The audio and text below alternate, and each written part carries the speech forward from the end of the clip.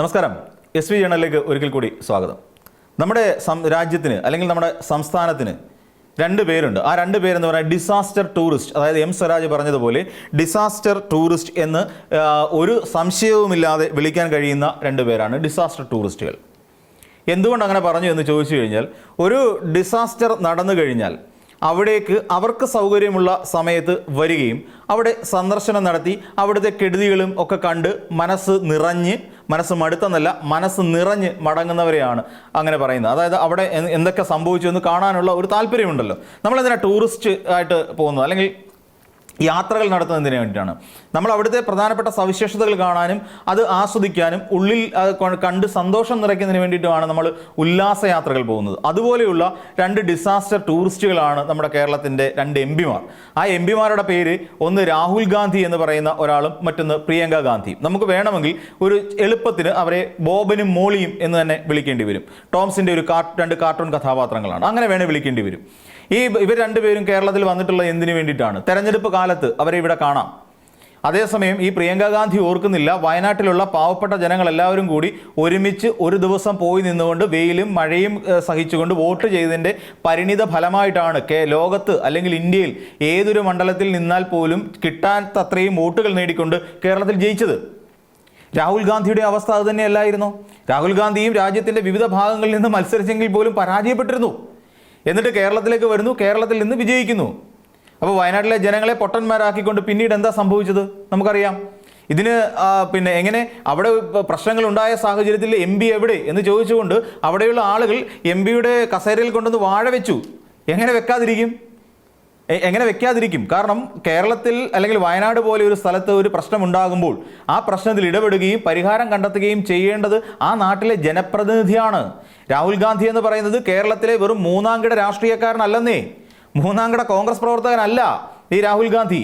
രാഹുൽ ഗാന്ധി എന്ന് പറയുന്ന ഒരാൾ ദേശീയ നേതാവാണ്, രാജ്യത്തിൻ്റെ പ്രതിപക്ഷ നേതാവാണ്, കേരളത്തിൻ്റെ പോലുമല്ല.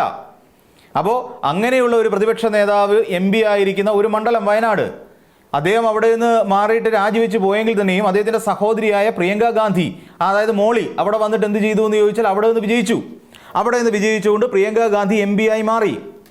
അപ്പോഴും ജനങ്ങളോട് കമ്മിറ്റ്മെൻറ്റ് എന്ന് പറയുന്നൊരു സാധനം വേണമല്ലോ. ജനങ്ങൾ അവിടെ നിന്ന് നിരന്ന് വോട്ട് ചെയ്തിട്ടാണല്ലോ അവർ രണ്ടുപേരും ജയിച്ചത്. അപ്പോൾ ആ ഒരു മാന്യത അവരോട് കാണിച്ചിട്ടില്ല. വയനാട്ടിൽ ഉള്ള ഏത് പ്രതിസന്ധിക്കാണ് അവർ ഇടപെട്ടിട്ടുള്ളത്?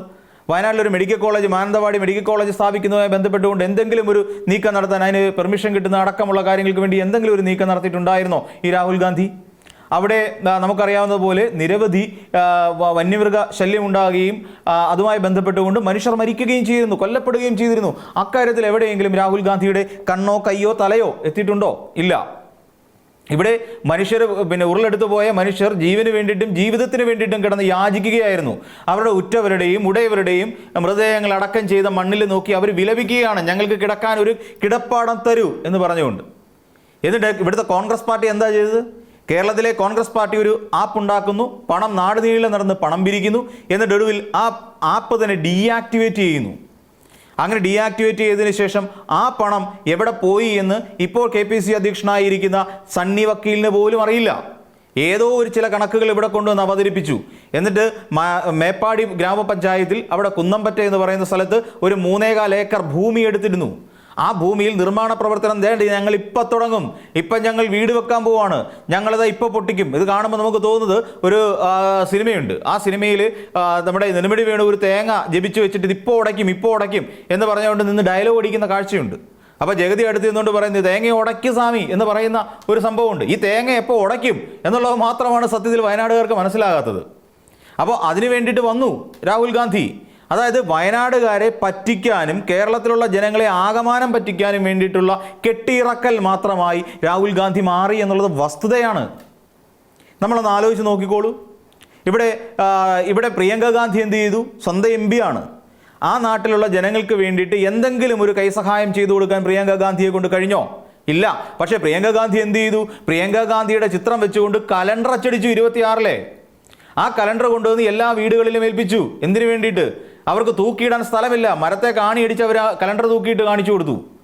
എന്നിട്ടും അവർക്ക് ആ നാട്ടുകാർ ചോദിച്ചു തുടങ്ങി, പൊന്നു പ്രിയങ്കാജി എവിടെയാണ് ഞങ്ങളുടെ വീട്? അപ്പോൾ ചോദ്യം കുറെ കടുത്തു കഴിഞ്ഞപ്പോൾ ഡൽഹിയിൽ നിന്ന് രണ്ടുപേരും വഴക്കിട്ട് പറന്നിറങ്ങി. പറന്നങ്ങ് വയനാട്ടിലേക്ക് വന്നു. വയനാട്ടിൽ വന്നിട്ട് അവരെന്നാ ചെയ്തേ? വയനാട്ടിൽ വന്ന് കയറിയ അവർ ജനങ്ങളുടെ മുമ്പിൽ, അതായത് കുന്നംപറ്റ എന്ന് പറയുന്ന സ്ഥലത്ത് അവിടുത്തെ കാട് വെട്ടിത്തെളിച്ച് കാപ്പിത്തോട്ടമായിരുന്നു. അപ്പോൾ ആ കാപ്പിക്കാട് വെട്ടിത്തെളിച്ചു. കാപ്പിക്കാട് വെട്ടിത്തെളിച്ചുകൊണ്ട് വലിയ പന്തലിട്ടിട്ടൊരു ശിലാസ്ഥാപനം നടത്തി. എന്നിട്ട് അവിടെ വന്ന് നിന്നുകൊണ്ട് രാഹുൽ ഗാന്ധി എന്ന് പറയുന്ന രാജ്യത്തിൻ്റെ പ്രതിപക്ഷ നേതാവ് കുടുംബകാര്യം പറയുകയായിരുന്നു. ഇതിനു മുമ്പ് രാഹുൽ ഗാന്ധി ദോശ തിന്ന കഥ നമ്മൾ ഒരുപാട് കേട്ടതാണ്. എന്ന് പറയുന്നത് പോലെ ഞാനും എൻ്റെ പെങ്ങളും തമ്മിൽ വഴക്കായിരുന്നു, വഴക്കിട്ടപ്പോൾ ഞങ്ങളുടെ അമ്മ ഞങ്ങളെ വഴക്ക് പറഞ്ഞു, അടിച്ചു. ഇതൊക്കെയല്ലേ വന്ന് പറഞ്ഞത്? ആലോചിച്ച് നോക്കിക്കോളൂ. ഇതേ രാഹുൽ ഗാന്ധിയുടെ വീട്ടിൽ ജൻപത് ടണ്ണ് എന്ന് പറയുന്ന ഒരു സ്ഥലത്തേക്ക് കേരളത്തിലെ ശബരിമല എന്ന് പറയുന്ന ക്ഷേത്രത്തിലെ സ്വർണ്ണക്കൊള്ള നടത്തിയ ഉണ്ണികൃഷ്ണൻ പോറ്റി സന്ദർശനം നടത്തിയിട്ടുണ്ട് എന്നുള്ള കഥയും പിന്നീട് വന്നില്ലേ? എന്നിട്ട് രാഹുൽ ഗാന്ധി ഒരിക്കലും ഒരു പക്വതയുള്ള രാഷ്ട്രീയക്കാരനായിട്ട് നമുക്ക് കാണാൻ കഴിയില്ല. അപക്വനായ രാഷ്ട്രീയ പ്രവർത്തകനായിട്ടാണ് കാണാൻ കഴിയുന്നത്. ഒരിക്കലും 75 വർഷത്തെ പാരമ്പര്യം അവകാശപ്പെടുന്ന, 75 വർഷത്തെ പാരമ്പര്യം ഉണ്ട് എന്ന് പറയപ്പെടുന്ന ഈ അല്ലെങ്കിൽ കോൺഗ്രസ് പാർട്ടിയുടെ തലപ്പത്തിരിക്കാൻ ഒട്ടും യോഗ്യതയില്ലാത്ത ഒരു നേതാവാണ് രാഹുൽ ഗാന്ധി.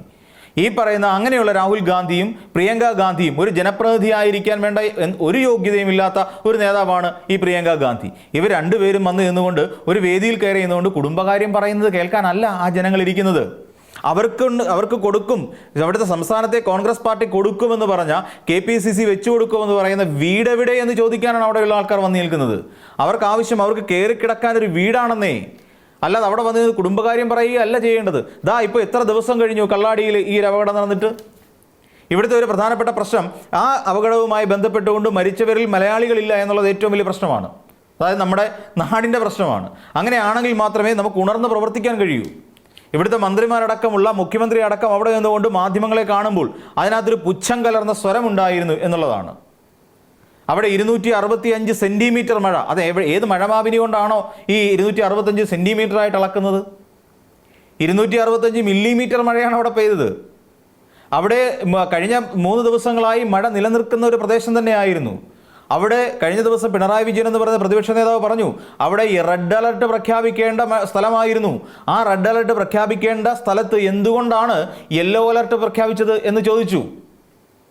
അതൊരു വലിയ വീഴ്ചയല്ലേ? അതൊരു വീഴ്ച തന്നെയാണെന്നേ. അത്രയും മഴ പെയ്യുന്ന സാഹചര്യത്തിൽ അവിടെ യെല്ലോ അലർട്ട് ആയിരുന്നില്ല പ്രഖ്യാപിക്കേണ്ടത്, റെഡ് അലർട്ടായിരുന്നു പ്രഖ്യാപിക്കേണ്ടിയിരുന്നത്. മുൻകരുതലുകൾ എടുത്തിട്ടില്ല എന്ന് അദ്ദേഹം പറഞ്ഞു. വാസ്തവമല്ലേ? എന്നിട്ട് അത്രയും സംഭവം നടക്കുകയും ഇത് 7ഓളം വരുന്ന ആളുകൾ മരണപ്പെടുകയും ചെയ്തിട്ട് എവിടെയാണ് ഈ ഡിസാസ്റ്റർ ടൂറിസ്റ്റുകൾ? ദുരന്ത മുഖത്തേക്കെത്തുന്ന വിനോദസഞ്ചാരികൾ എവിടെ? അവരെ കാണുന്നില്ലല്ലോ. അവരെ കാണില്ല, അവരെ ഇപ്പം കാണില്ല. ഈ പ്രശ്നങ്ങളെല്ലാം ഒതുങ്ങി ഇവിടെ ഒരു ഇല്ലാന്നുണ്ടെങ്കിൽ പൊതുജനം ഇടപെട്ടുകൊണ്ട് അവിടെ ചില കാര്യങ്ങൾ നീക്കി, അല്ലെങ്കിൽ പണപ്പിരിവ് കൊണ്ട് ചില കാര്യങ്ങളൊക്കെ നീക്കി സർക്കാർ അല്ലെങ്കിൽ സംവിധാനങ്ങളെല്ലാം ഇടപെട്ട് അവിടെ ലെവൽ ചെയ്ത് കഴിയുമ്പോൾ കണ്ണീരും കയ്യുമായി അവിടെ വന്ന് നിന്നുകൊണ്ട് ചിരിക്കാനും സഹോദരിയുമായി വഴക്കിട്ട കഥ പറയാനുമായി ഈ രണ്ടുപേര് വന്നെത്തും. അല്ലാതെ ഇവരെ ആരെയും അങ്ങോട്ട് പ്രതീക്ഷിക്കുകയേ വേണ്ട. എത്ര ഇവിടുന്ന് ജയിച്ചു പോയിട്ട് സംസ്ഥാനത്തെ തെരഞ്ഞെടുപ്പ് കഴിഞ്ഞിട്ട് ഇപ്പോൾ 2 മാസം ആകുന്നു. ഇതിനിടയിൽ എപ്പോഴെങ്കിലും അവർ വന്നിട്ടുണ്ടോ? ഇല്ല. തെരഞ്ഞെടുപ്പിന് മുൻപ് മാത്രം, തെരഞ്ഞെടുപ്പ് കഴിയുക എന്ന് പറഞ്ഞാൽ നമുക്കറിയാവുന്ന പോലെ ഏപ്രിൽ മാസത്തിൽ തെരഞ്ഞെടുപ്പ് കഴിഞ്ഞു. ഏപ്രിലിന് ശേഷം മെയ് ആയി, ജൂണായി, ജൂലൈ ആയി. ആരെങ്കിലും കണ്ടോ? ഇല്ല, ആരും വരില്ല. ഈ 3 ദിവസമായിട്ട് കൂടിയും ഒരാളെയും ഈ പറയുന്ന നമ്മുടെ ലോക്സഭാ പ്രതിപക്ഷ നേതാവിനെ അങ്ങോട്ടേക്ക് കണ്ടിരുന്നോ? ഇല്ല, നമ്മളാരും കണ്ടിട്ടില്ല. ഇനിയും അദ്ദേഹം വരും.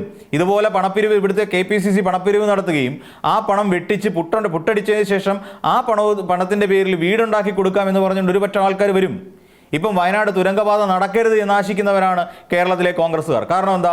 ഈ തുരങ്കപാതയ്ക്ക് വേണ്ട എല്ലാ കാര്യങ്ങളും തുടക്കം ചെയ്തു വെച്ചത് ഇടതുപക്ഷ സർക്കാരുകളാണ്. അപ്പം അതൊരു വികസന പദ്ധതി എന്നുള്ള നിലയിൽ ഉണ്ടാകാൻ പാടില്ല. അത് സംസ്ഥാന സർക്കാരിൻ്റെ അല്ലെങ്കിൽ കഴിഞ്ഞ ഇടത് സർക്കാരിൻ്റെ പേരിലേക്ക് എഴുതി ചേർക്കപ്പെടുമെന്നുള്ളത് കൊണ്ട് നടക്കാൻ പാടില്ല. സർക്കാർ എന്ന് പറഞ്ഞാൽ തുടർച്ചയാണെന്നും കക്ഷി രാഷ്ട്രീയ ഭേദമന്യേ കഴിഞ്ഞ സർക്കാർ തുടങ്ങി വയ്ക്കുന്ന പല കാര്യങ്ങളും ഇനിയും വരും കാലങ്ങളിൽ സർക്കാർ പൂർത്തീകരിക്കണം എന്നുള്ളതുമായ ശക്തമായ ഒരു നീക്കം ഇവിടെ ഉണ്ടാകണം. അതില്ലാണ്ട് പോയി. അപ്പോൾ ഇനിയും ഈ ബോബനെയും മോളിയെയും നമുക്ക് പ്രതീക്ഷിക്കാം. ഇവിടെ കാര്യങ്ങളെല്ലാം ഒരു വ്യവസ്ഥ എത്തിക്കഴിയുമ്പോൾ ആ നാട്ടുകാരെ പറ്റിക്കാൻ വേണ്ടി അവിടുന്ന് പ്ലെയിൻ പിടിച്ച് വിമാനം കയറി വന്നിറങ്ങി നിന്നുകൊണ്ട് മുതലക്കണ്ണീർ പൊഴിക്കും, കള്ളക്കണ്ണീർ പൊഴിക്കും. ആ കാഴ്ച നമ്മൾ കാണേണ്ടി വരും എന്നുള്ളതാണ് ഇതിൽ നിന്ന് നമുക്ക് മനസ്സിലാക്കാൻ കഴിയുന്ന ഒരു ഗുണപാഠം. അപ്പോൾ മറ്റൊരു വീഡിയോയുമായി നമുക്ക് വീണ്ടും കാണാം.